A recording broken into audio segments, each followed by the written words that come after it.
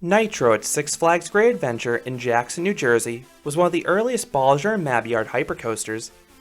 Dubbed as Six Flags' most explosive coaster, Nitro opened in 2001 and it is still one of the flagship rides at Six Flags Great Adventure. This coaster routinely places in the top 10 of Amusement Today's Golden Ticket Awards. But is it still worthy of that title? Find out in my review of Nitro. Six Flags has a fantastic relationship with Bolliger Mabillard. The chain was home to the company's prototype stand-up coaster in Iron Wolf at Six Flags Great America, the prototype inverted coaster in Batman the Ride, also at Great America, the prototype floorless coaster in Medusa, which now runs as Bizarro at Six Flags Great Adventure, and one of their first hypercoasters in Raging Bull at Great America. At the turn of the millennium, Great Adventure was home to two wildly popular B&Ms in Batman the Ride and the aforementioned Medusa. Both coasters were capacity machines and revered for their smooth, forceful rides. And around this time, hypercoasters were all the rage at amusement parks, so it only seemed natural that Great Adventure would return to B&M for their very own mega coaster. And that resulted in Nitro coming to the park in 2001. Located in the back corner of the park, Nitro is an L-shaped out-and-back layout into the woods. Very little of this coaster is actually visible from within the park. It is possible to see the top of the ride's camelbacks peeking above the tree line, but most of the layout is secluded. The best vantage points for Nitro are from across Prospertown Lake, just a mile down the road from the park. But this isolated setting is one of Nitro's biggest strengths. You almost forget you're in a bustling Six Flags park. The location is quite serene. You're enveloped by trees on all sides, and if you're lucky, you may even see some deer running around the base of the ride. Like many coasters at Six Flags, Nitro isn't really themed. The coaster is an industrial feel with a corrugated metal station, but there's no theming at all along the ride's layout or in the station. But the station was home to an awesome theme song through the 2020 season. The ride had a high energy remix of the Mortal Kombat theme. It really got you amped up for the ride. However, I have some bad news to report. The theme song disappeared at the start of the 2021 season.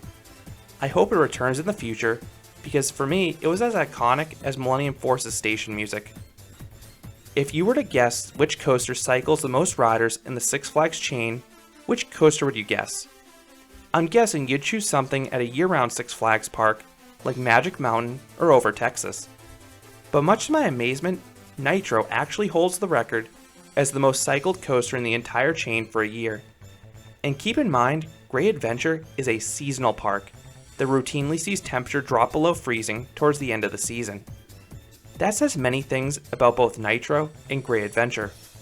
For one, this ride is a capacity monster. The ride has 3 trains, each seating up to 36 riders, and through Fright Fest, the ride often will run all 3 trains. But that wouldn't be good if the crew stacked them. Thankfully, Nitro's crew is often top-notch. Not only is it one of the best crews at any Six Flags park, but it's one of the most efficient crews at any park. 2, the restraints are quite minimalistic. You just have the familiar B&M clamshell harness. And these are some of my favorite restraints at any coaster.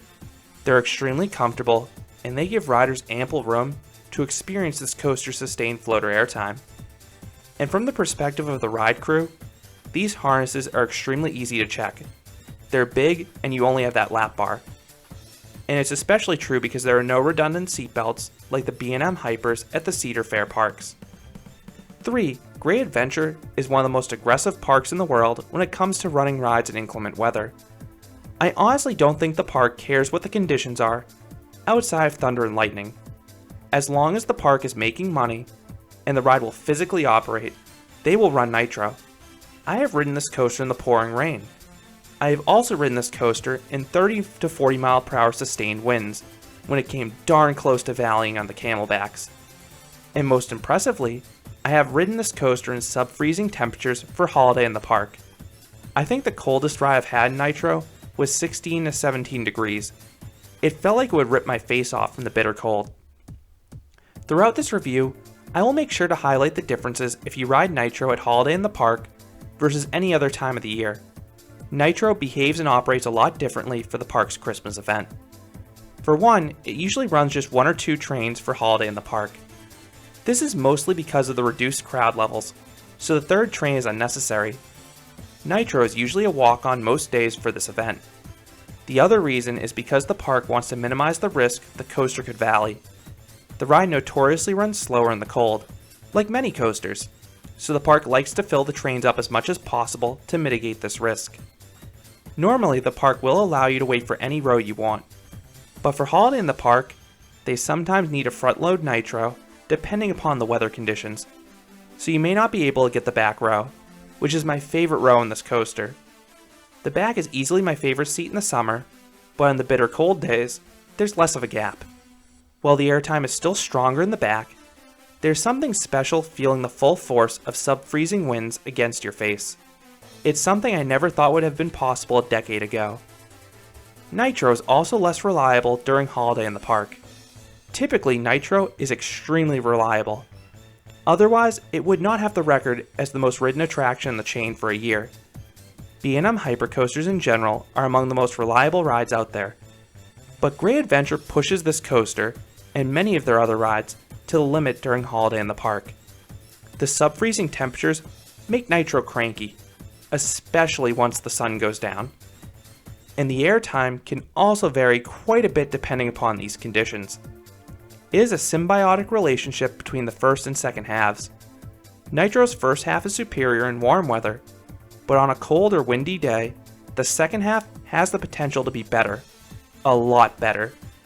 Nitro has valleyed on the return run before, so the ride will occasionally run untrimmed in the second half. And an untrimmed return run is incredible, but more on that later. Nitro begins with a 180-degree turn out of the station and a 230-foot or 70-meter tall lift hill. The lift faces away from the park, so you get a great view of the lake and dense woods. But you do get a great view of Great Adventure if you look behind you. Once at the top, you immediately fling over the 215-foot or 66-meter tall drop. And Nitro was a first for B&M. This was the first coaster they ever built without a pre-drop. All their prior loopers and mega coasters had some sort of dip off the lift hill to reduce tension in the chain lift. Nitro was the start of a new era for B&M, and all their subsequent hypercoasters, and even some of their loopers, would forego the pre-drop. Nitro's first drop is the best part of the ride in most days. It delivers fantastic and sustained floater airtime the whole way down, and that's better the further back you are in the train. As a whole, Nitro is very smooth, but the pullout from the first drop can rattle quite a bit. Nitro hits a surprising 4.3 Gs, and I'm almost certain this is where it happens. On occasion, I will start to gray out on the pullout of this drop and the climb into the second hill. The second hill is 189 feet or 58 meters tall, and the hill twists to the left. On all but the coldest of days, front row riders will get some weak floater airtime atop this hill. In the same conditions, back row riders will get a pop of floater airtime in the first half of the drop. But regardless of the weather, this element gives some gentle laterals, so they're particularly nice when they're paired with that airtime. The third hill is a giant camelback that delivers decent sustained floater airtime throughout the train. Every seat will get a few seconds where they're levitating out of their seat. That leads into the hammerhead turnaround. It is an extremely tight turnaround that offers some unique visuals, but it sadly offers nothing in terms of positive Gs, laterals, or airtime. You then glide over another camelback. This one delivers several seconds of sustained floater airtime, and the airtime is a bit stronger than that of the third hill. And on the way down, there is a great head chopper with one of the supports, particularly if you're on the left side of the train. That is followed by a hill you enter going forwards, but you twist to the left on the descent. You get okay floater airtime up front, but the back gets decent floater airtime on the descent, plus some laterals. It is similar to the second drop. You then charge through a 540-degree upwards helix. You don't get any laterals in this element, but the sustained Gs come close to causing me to start seeing some gray. You then snap into the mid-course brake run, lightly levitating out of your seat for a moment. And the second half depends upon the weather. If it is a cold and or windy day, you are in for a treat. and the mid-course trim will likely be disabled. It is more likely to happen on the ride's first cycles of the day, or if the train is barely loaded. When this happens, you get incredible sustained flagector airtime on the return run. The airtime rivals the final few hills on Fury 325 when this happens, but it is an extremely rare occurrence I've only experienced a few times. Usually, you will be trimmed. The drop off the mid-course under these conditions gives decent floater airtime in the back that is sustained, and the following 3 bunny hills offer the same airtime throughout the whole train. You then rise up into the brake run, getting some weak floater airtime before coming to a stop, ending the 5,394 foot or 1,644 meter long coaster.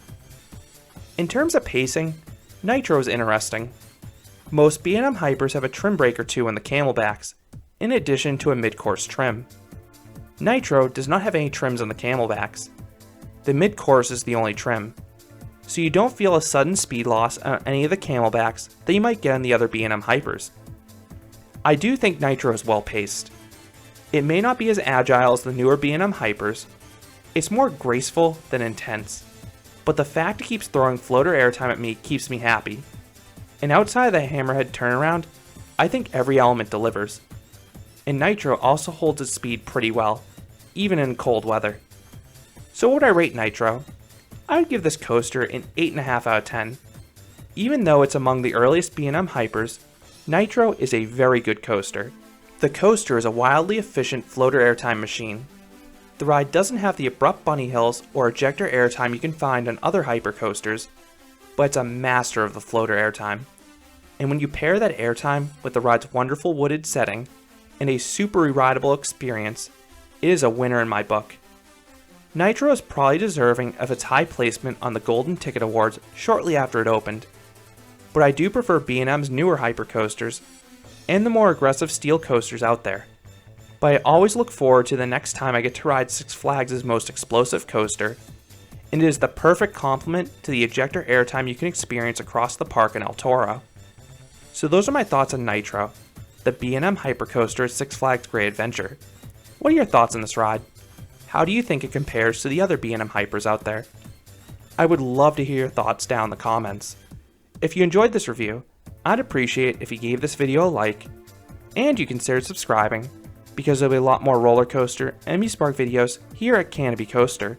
Thanks for watching.